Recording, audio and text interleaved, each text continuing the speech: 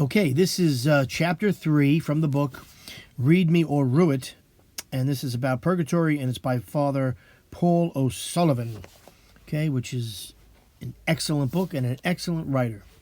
This chapter is entitled, How Long Do Souls Remain in Purgatory? This may scare the bejeebies out of you. The length of time souls are detained in purgatory depends on A, the number of their faults. B, on the malice and deliberation with which these have been committed. C, on the penance done or not done. The satisfaction made or not made for sins during life. D, much too depends on the suffrages offered for them after death, meaning if someone prays for you after death. Well, I'm hoping the Holy Souls will be praying for me after death, if there's nobody on earth praying for me after death. What can be safely said is that the time souls spend in purgatory, as a rule, is very much longer than people commonly imagine. We will quote a few of the many instances which are recounted in the lives and revelations of the saints. St. Louis Bertrand, his father, was an exemplary Christian, as we should naturally expect, being the father of so great a saint. He had even wished to become a Carthusian monk until he learned that it was not God's will for him. When he died, after long years spent in the practice of every Christian virtue, his saintly son, fully aware of the rigors of God's justice, offered many masses and poured forth the most fervent supplications for the soul he so dearly loved. A vision of his father, still in purgatory, forced him to intensify 100-fold his suffrages. Suffrages meaning prayers for his soul. He added most severe penances and long fasts to his masses and prayers. That's true, you can fast for the holy souls too. Yet 8 whole days passed before he obtained the release from his father. 8 whole years passed. 8 years it took him to get his father out. You know, this is what I'm saying. Like, your loved ones can be in purgatory. So don't all think they all went to heaven because you say they were nice, because you don't know their faults. You don't know, and you might not even know things they did in their past that they didn't tell you, especially your parents. St. Malachi's sister was detained in purgatory for a very long time despite the masses, prayers, and heroic mortifications the saint offered for her. It was related to a holy nun in Pamplona who succeeded in releasing many Carmelite nuns from purgatory, that most of these had spent their terms of from 30 to 60 years. My God. Carmelite nuns in purgatory for 40, 50, and 60 years. What will it be for those living amidst the temptations of the world and with all their hundreds of weaknesses? Oh my gosh. Do good deeds, my friends. Do good deeds. St. Vincent Ferrer, after the death of his sister, prayed with incredible fervor for her soul and offered many masses for her release. She appeared to him at length and told him that, had it not been for his powerful intercession with God, she should have remained an interminable time in purgatory, meaning remained a really long time. In the Dominican order, it is the rule to pray for the Master Generals by name on their anniversaries. Many of these have been dead for several hundred years. They were men especially eminent for piety and learning. This rule would not be approved by the Church were it not necessary and prudent. We do not mean to imply that all souls are detained equally long periods in the expiatory fires. Many have committed lesser faults and have done more penance. Therefore, their punishment will be much less severe. Still, the instances we have quoted are very much to the point. For if these souls who enjoyed the intimacy, who saw the example, and shared in the intercession of great saints during their lives, and who, after death, were aided by their most efficacious suffrages, yet were detained for such a length of time in purgatory, what may not happen to us who enjoy none of these wonderful privileges? Why such lengthy expiation? The reasons are not difficult to find. Number 1, the malice of sin is very great. What appears to us small faults are in reality serious offenses against the infinite goodness of God. It is enough to see how the saints wept over their faults. We are weak, it may be urged. That is true, but then God offers us abundant graces to strengthen our weakness, gives us light to see the gravity of our faults and the necessary force to conquer temptation. If we are still weak, the fault is our own fault. We do not use the light and strength he so generously offers us. We do not pray. We do not receive the sacraments as we should. An eminent theologian, this is number 2, an eminent theologian wisely remarks that if souls are condemned to hell because of one mortal sin for all eternity, it is not to be wondered at that other souls should be detained for long years in purgatory, who have committed countless deliberate venial sins, some of which are so grave that at the time of their commission, the sinner scarcely knows if they are mortal or venial. They may have committed, too, many mortal sins, for which they have had little sorrow and done little or no penance. I should do a video on mortal and venial sins. This reminds me. The guilt has been remitted by absolution, but the pain due to the sins will have to be paid in purgatory. I mean, mortal sin could cut you off from God, like murder, adultery, okay, wanting other people's things, which is a form of stealing and imagination. You know, these not honoring your father and your mother. You know, worrying about sports more on a Sunday than about God, that's idolatry. Or worrying about a country in the Middle East that you worship instead of worshiping God, that's idolatry.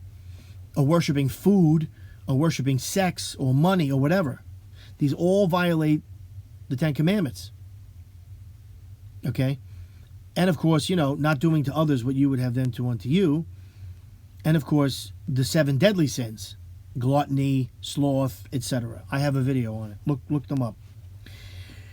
Our Lord tells us that we shall have to render an account of each and every idle word we say. You know, it's really important to be careful what you say. It really is. You know, you don't realize it, but it's true. And that we may not leave our prison until we shall have paid the last farthing. Jesus said that, you know, that we're going to be held accountable for every single thing we do. There's no escape. And that's because we live in this kind of a universe. The good news is our good deeds, our kindnesses can help us to make up for these things. Love makes up for a lot of sins. So if you love a lot and you're kind a lot and you're compassionate to other people, you know, especially the weak, you know, maybe you could discourage somebody from having an abortion and save a life, you know. And if you help animals, you know, it goes well for you. The saints committed few and slight sins, and still they sorrowed much and did severe penances. We commit many and grave sins, and we sorrow little and do little of no penance. All right, this is a long chapter, so bear with me. Venial sins. It would be difficult to calculate the immense number of venial sins that any Catholic commits. A, there are an infinite number of faults of self-love, selfishness, thoughts, words, and acts of sensuality, too, in 100 forms. Faults of charity in thought, word, and deed, laziness, vanity, jealousy, tepidity, and innumerable other faults. That is true. B, there are sins of omission, which we pay so little heed to.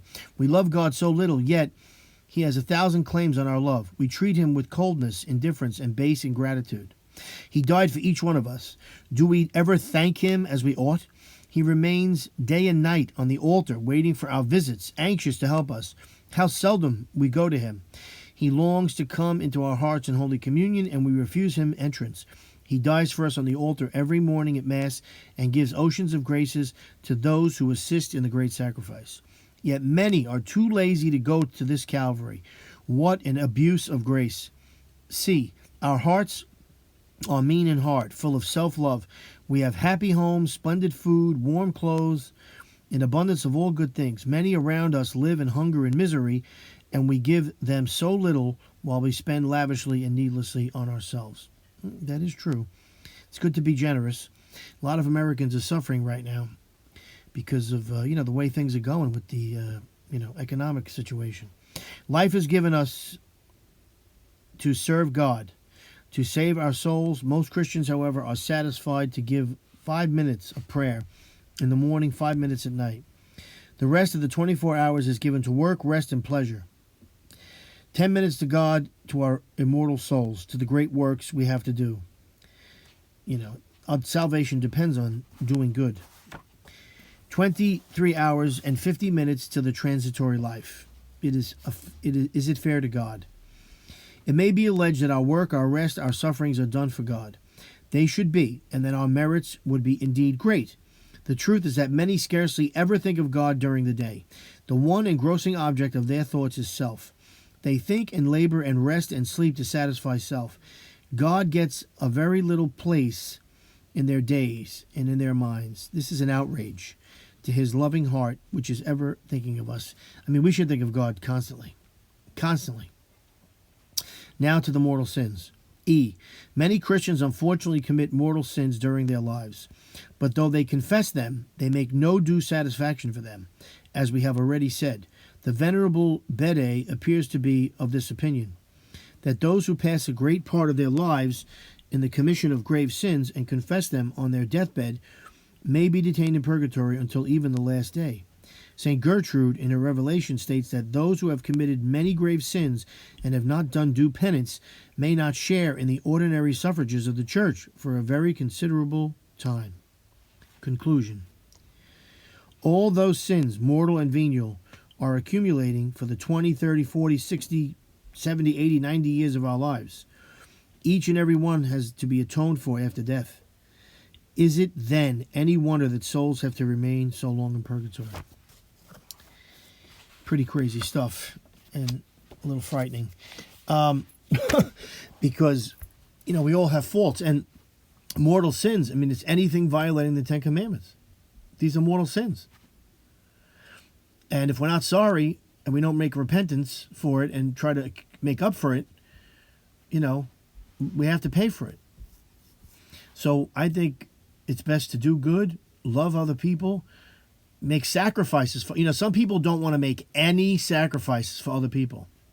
Everything has to be convenient. Too bad. Things are not always convenient. Oh my God, you got to go out of your way to help somebody. Jesus went out of his way to help you. Save your sorry butt. So the least you could do is help someone else. So you got to drive a little out of your way. So you got to sacrifice. Well, that's the way it goes. It's going to be better for you. And I think sometimes people don't do that. We forget. It's not right. Anyway, there's a lot to think about here, even for myself, right? I'm thinking for myself too. I'm not perfect. I made plenty of mistakes. But I at least want to make up for them. I hope so. So I pray constantly. Anyway, I hope you enjoyed this. Next video will be Chapter 4. Read me or rue it. Meaning, read it or you're going to regret having not read it, right? In purgatory. So, because there's ways to avoid purgatory or at least get a really short one. Even Padre Pio went to purgatory. Extremely short period of time. But this man even went there. Can you believe that? And if he went there, well, I don't know. Have a great day.